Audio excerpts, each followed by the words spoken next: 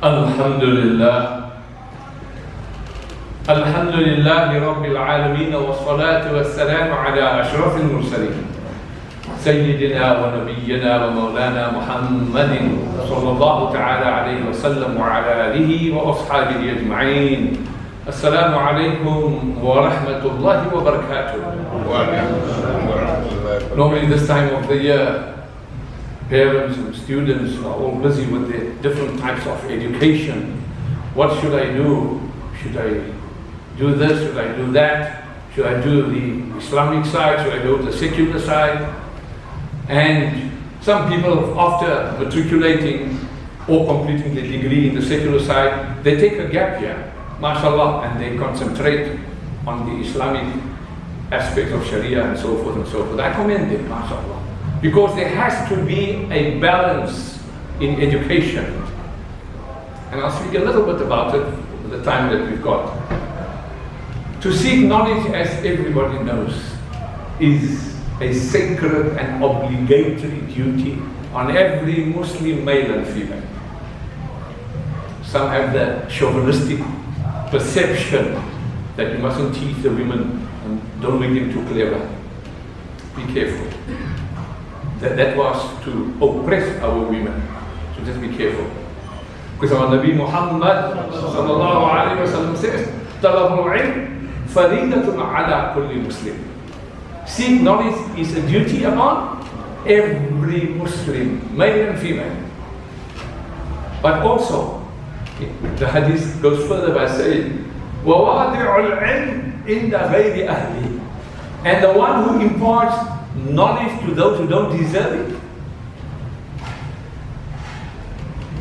كَمُقَلِّدِ الْخَنَازِرِ الْجَوْهَرَ وَلُؤْلُؤَ وَالذَّهَبَ. It is like one who puts a necklace of jewels, pearls and gold around the necks of khinzir, like swine. You've heard the term in English, to cast pearls before swine. You've heard that. In other words, people won't appreciate it. So may Allah grant us that we appreciate even one line that is given to us. The first word, as we all know, that was revealed was Iqra. بعد أعوذ بالله من الشيطان الرجيم بسم الله الرحمن الرحيم اقرأ باسم ربك الذي خلق. Read in the name of your Lord who created everything that exists. خلق الإنسان من علق. He has created man from a clot. اقرأ وربك الأكرم. Subhanallah. Read, and your Lord is the most generous. الذي علم بالقلم, who has taught by the pen. And you know who was the first person that was taught to write? Idris alayhi salam. علم الإنسان ما لم يعلم. And he has taught man that which he did not know. The following hadith shows the importance of knowledge and how rewarding the knowledge is. من خرج في طلب العلم كان في سبيل الله حتى يرجع. The one who goes forth in search of knowledge is considered as struggling in the cause of Allah until he returns. Subhanallah. May Allah grant us that we will always be students of Islam.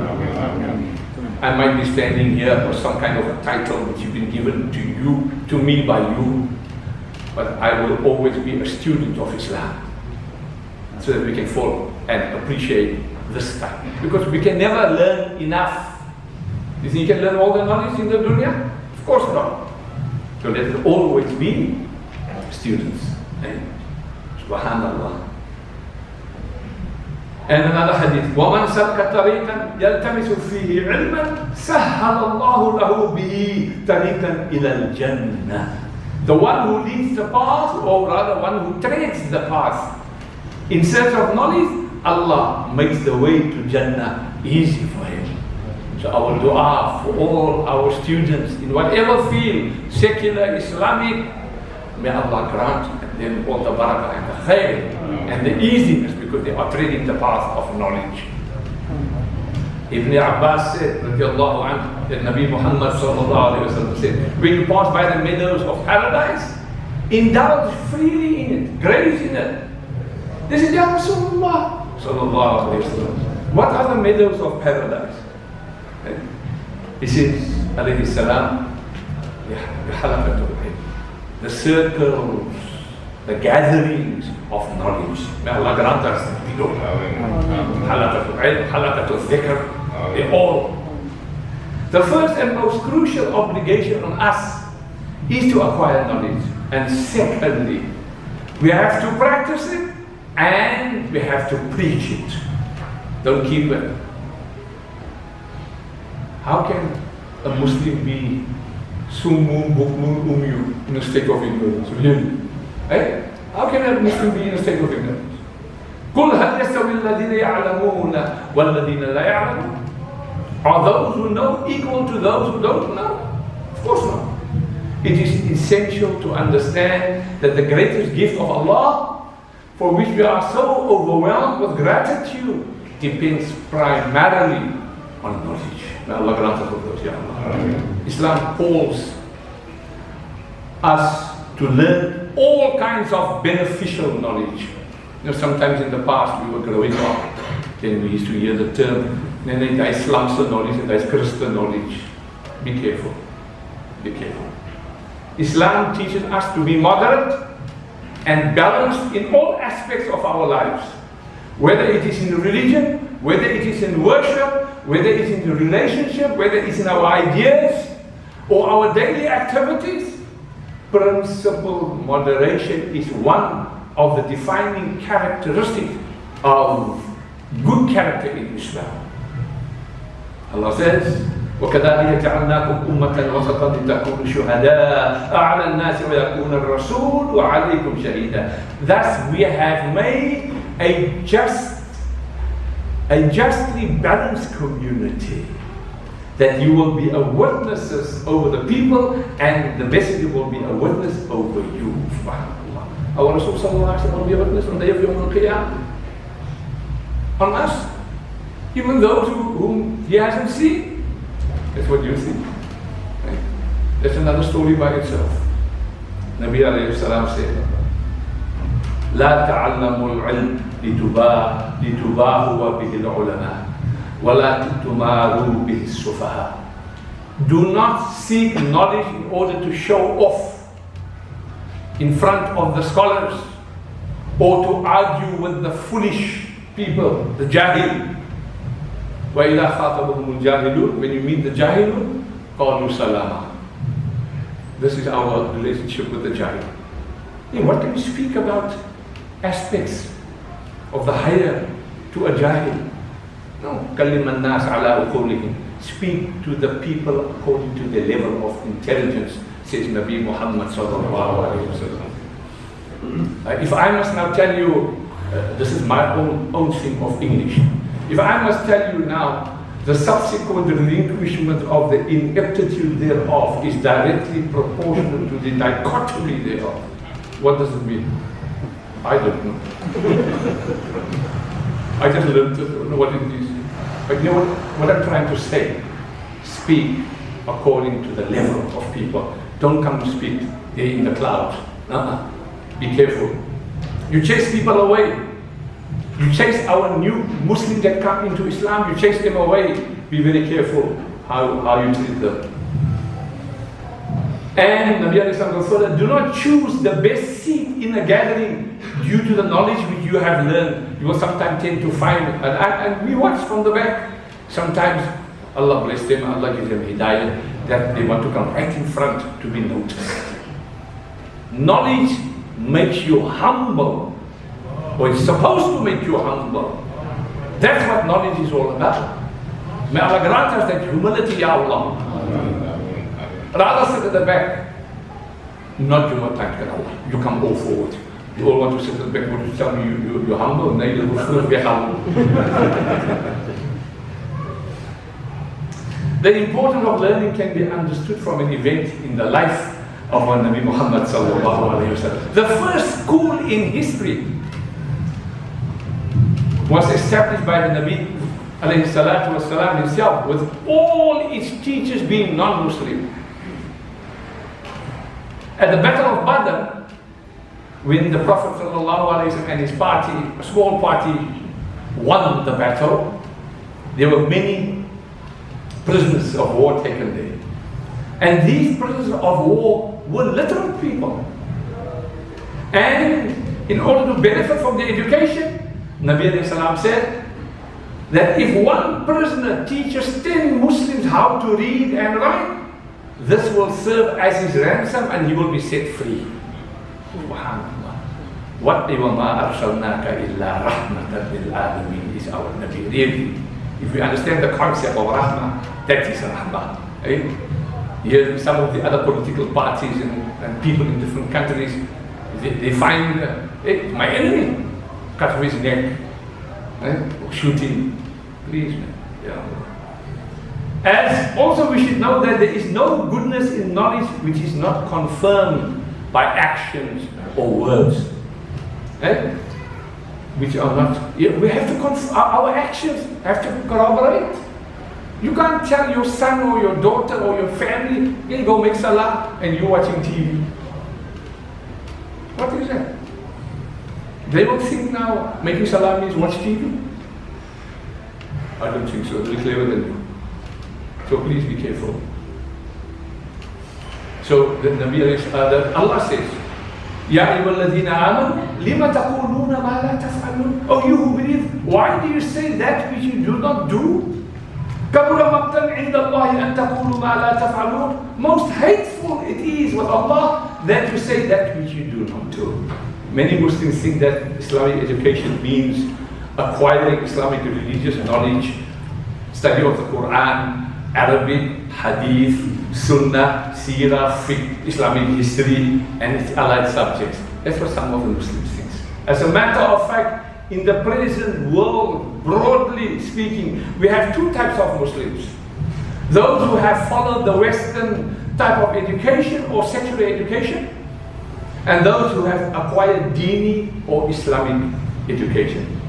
In the 20th century, due to colonialism and Western influence, Muslim parents concentrated on imparting secular education to their children. They wanted to make sure they excel. You know, they must become doctors, nothing wrong with it. They must do professors, nothing wrong with it. They must be all professionals. But you know, the Jumuah was even more clever. What did they say? We want to be the dean of the faculty of being a doctor. We want to be the dean of the faculty of education. We want to be the dean of this. Look what's happening in Saudi now. America is telling them to tell us what dean we have to follow and what books we're supposed to follow. Astaghfirullah, Allah overthrew them. You don't say it loud enough. Ameen. And then we found, because they sent to secular education, those who are weak, the students who are weak, and they were not so bright, they were sent to the ulums, because they're not clever, they can only become a Maulana. That was the older generation, they used to do that, because they couldn't excel in secular, no, let them become Maulana. And you could see the quality of that ulama. Allah bless them. They did it in good spirit. They didn't know any better. But you could see in some of them the quality was poor because the secular education was lacking. That was the reality. The Muslims who emigrated to the Western countries became aware of their religious identity and wanted to impart both the Islamic and secular education, and what is now known as integrated education. The foundations of Islamic education in South Africa were laid by Imam Abdullah ibn Qadir Abdul Salam, most popularly known as Tuan Guru.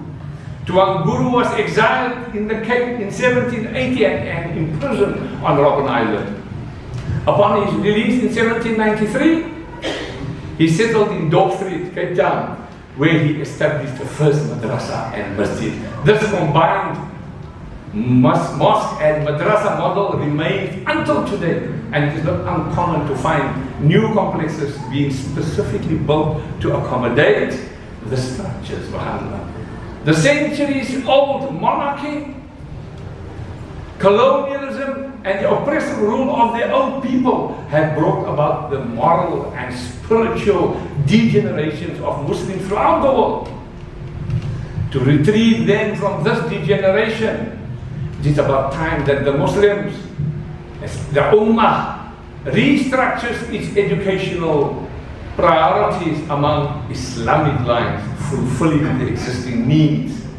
By virtue of such an educational program, the future generation will become the torchbearers of Islamic values and play an effective role in the present world. We have to prepare our younger generation having leadership qualities and not to be the followers of alien ideologies, but to play the role of torchbearer by their excellence in knowledge, in character, and the positive action.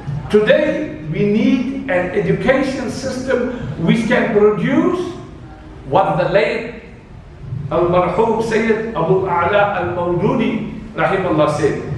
He said, and I quote, "What we need are Muslim philosophers, Muslim scientists, Muslim economists, Muslim jurists, Muslim statesmen, in brief, Muslim experts in all fields of knowledge, who would reconstruct the social order in accordance with the tenets of Islam." That's what we need. You know, in Islam, knowledge is not an end in itself. It is essential, but it is not enough. Its value lies in being an aid to achieving the ultimate goal in a person's life. The goal is to be and to attain a state of to please Allah. That is it. Please Allah. Thus, knowledge must go beyond itself to help us become what we need to be. You know what we need, right? We need Maulana Abdul Alim Siddiqui, rahimahullah. What a great spiritual figure. But also, if he also had yet a BSc. Good God, his secular education was unbelievable. His son-in-law, the late Dr. Professor Fazlur Rahman Al-Ansari, rahimahullah. What a brilliant scholar. He had a doctorate in the secular education, Professor, subhanallah. I remember as a young boy, when did he come to Cape 70 something. Yeah, 69, 70, around there. He came to our mosque in Park Road. The place was jam-packed, and I was asked to recite the Qira'ah. What an honor. The place was so jam-packed, there was no place to sit. I had to recite and give. That's how it was. But what I'm trying to focus on, these are the type of caliber of people that we need. All rounded. My Sheikh Nazim al-Haqqani and Naqshbandi, subhanallah. He was a mufti in the Hanafi and all the other aspects as well. He was the spiritual head, the 40th Sheikh in the Naqshbandi Tariqah. But he was also a chemical engineer. So the balance is what we are lacking at times. We need all of that. We need to make them all round. May Allah grant us that. What was missing in Iblis? His heart was, he had all the knowledge. His heart was sick and he had become blind without the operation of a sound heart. His knowledge could not help him become and to please Allah, in other words. His knowledge took him into a wrong turn. His knowledge only served to increase his ignorance and blindness. That's what happened. And Allah warns us about blindness. فَإِنَّهَا لَا تَعْمَى الْأَبْصَارِ وَلَكِنْ تَعْمَى الْقُلُوبُ الَّتِي فِي الصُّدُورِ. It is not the eyes that are blind, but their hearts in their breasts which are blind. If you look at our parents, grandparents, great-grandparents, Allah grant them Jannah. Okay? They might have passed standard 1 or standard 2 or whatever, or they never went to school. Some of them were even unlettered. Truly. Right? But the hikmah and the wisdom that they carried, like some of our professionals would not even have. And I'm speaking of the professionals, those who got no adab. I'm speaking about that.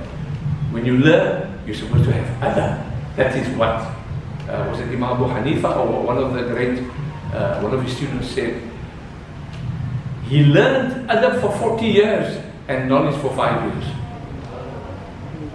I can't remember which Imam it was, but I remember the saying, Subhanallah. So it's all about adab. May Allah grant us to understand the value of knowledge that's imparted and encouraged amongst our youngsters, our children, our grandchildren. May Allah protect them, Ya Allah. Walhamdulillahi Rabbil Alameen. Jazakumullah. Just one or two statements.